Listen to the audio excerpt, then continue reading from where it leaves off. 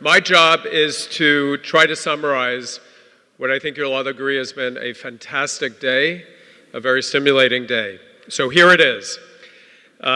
And feel free to edit. We are going to try to post all the presentations online and get your feedback. So these are my takeaways. From the morning, we have a thriving metropolitan economy. There's no doubt about that. As Lieutenant Colonel Morrow said, we're the envy of the United States, if not the world. But as Sean Randolph said, we cannot take it for granted. What are our vulnerabilities? Well, we are lagging in investments in critical transportation, education, and housing. And all of that can potentially create a drain on our economic growth. There are also tremendous barriers in our region. Let's be real about those. There's NIMBYism. There are high impact fees. There's a cumbersome regulatory process. There's resistance to housing in your neighborhood unless you actually have a house, in which case you're happy to have it.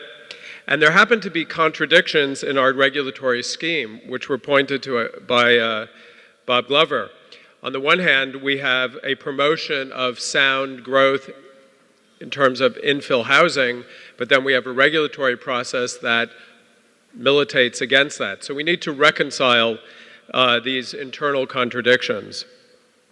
There also are external drivers that are affecting our region. One of the big ones that we talked about today, we touched on it, is climate change and associated water supply and drought issues. These are going to put tremendous pressure on our agricultural sector and our ability to provide the infrastructure, the water supply that our region needs. There's also competition from other regions. We don't operate in a vacuum.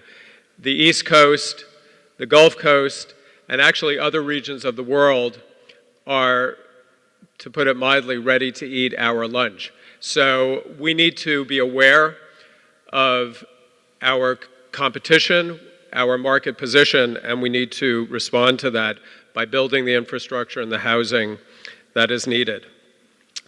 There are opportunities, there are also missed opportunities. I picked up on a couple of what I think are missed opportunities. We might want to emphasize those as we go forward.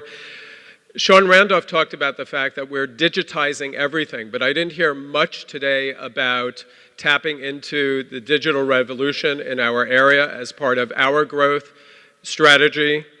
I also heard again that the tech sector is thriving, but then Beth Fisher said, at the ports, our growth is anemic. So there's a gap. There's really a gap between a part of the economy that is just booming and other parts of the economy where we're to a certain extent, we're growing slowly. And that alignment gap is a problem. On the other hand, some of the things that were mentioned as problems, I think our panelists touch on the fact there may be some opportunities there as well. Sea level rise itself is not necessarily a problem. As Larry Goldspan said earlier, you know, we may have to fill the bay to save the bay, but that opens up a tremendous array of engineering solutions, policy solutions that can position us once again as a world leader in terms of global adaptation and resilience. We also want to get back those first ports of call. That's just good business sense to make the Bay Area a global leader in shipping and in goods movement. And the work that's being done now at the state level on a sustainable freight strategy and looking at a systems-wide approach can really move us in that area. So let's recognize the progress that we've made. My view from the panelists today is that the paradigm is shifting. It's not that it needs to shift, we're already there. It's something that I've actually told some of my partners at CARB and at the state.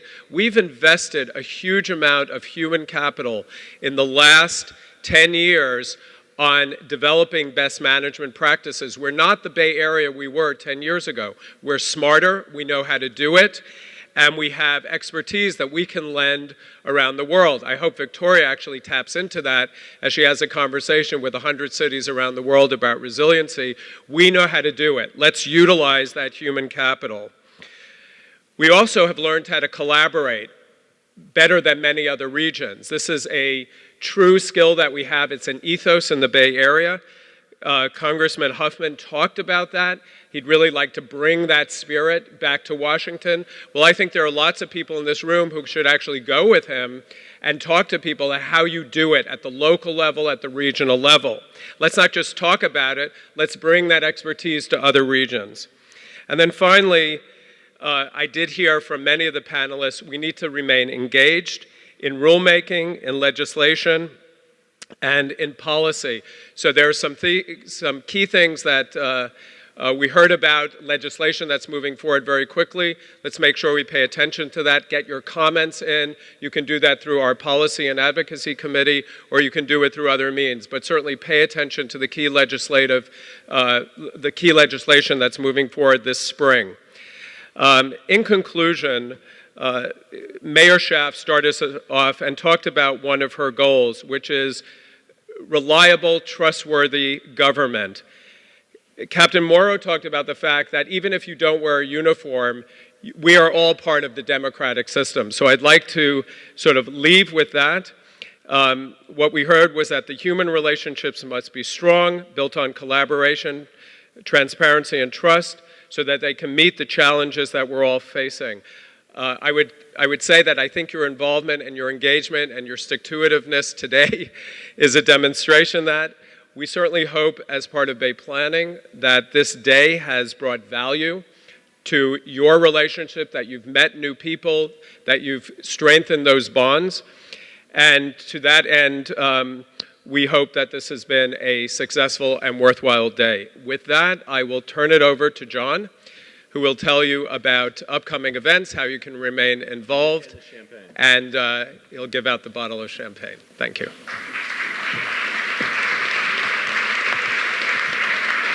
Thank you, Richard. I was told last time you're not supposed to spin bottles of champagne. I wasn't aware of that. I'd like to thank everybody for their participation, in particular all the sponsors who made this event successful today. And I would also like you to take a look on the very back of the program. It's the last, make sure that doesn't fall.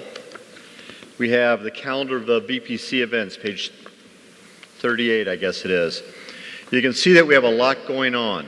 And the next thing we have coming up is on industrial stormwater permits in May. And this is what, for those of you who don't know how we operate, we've got the DMC, we have BPC expert briefings, which are 2 to 2.5 hours long. It's informal over lunch, a box lunch where we have a couple experts talk about a subject, and it's dialogue going back and forth in a room like that. And then we have our workshops, which are half day, and we have 4 of them scheduled, but one of them will be all day, which will be on September 23rd, which is the Energy Water Nexus Summit 4. So we look forward to seeing you at other events. If you're not a member of the Bay Planning Coalition, we encourage you to join. We have the packets out on the registration desk when you came in, and we'd love to have you participate in that way. If you're a member, we have committees now set up, and we're actually getting ready to form a new committee that's not in here. It's on shoreline resiliency and the impact of what's going to happen with climate change, sea level rise, and our assets. Dilip, who moderated the last panel, is working on the outline for what that committee is going to be involved with, and we'd love to have you participate on that committee or another committee. And I know right now we're collecting all the name tags, and I want to remind everybody, since the mayor started off with it, those who would like to join us afterwards, directly across the street, you walk across the sidewalk, across the swell, and then you can walk into the Chalet Club, and we'll be meeting in there informally for those who'd like to join us for some beverages and further discussion that we have going on here. And again, the book, it's a resource guide. There's a lot of good statistics in here, and look forward to seeing you at future events. Betty, are we all set? Awesome. Okay, we only collected the name tags from those who are still here. Eric Saperstein. Betty? Right. I dug down deep.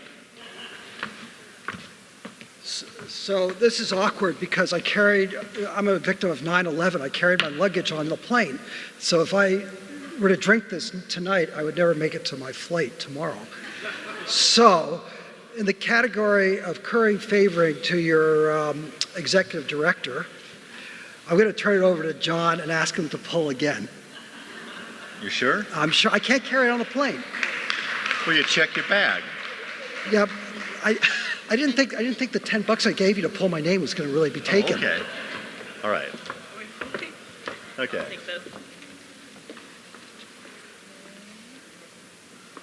Okay, and I see here, Jacqueline Ganest, Moffett Nickel. You got it. No, you haven't. Everybody, thank you so much. Look forward to seeing you at future events.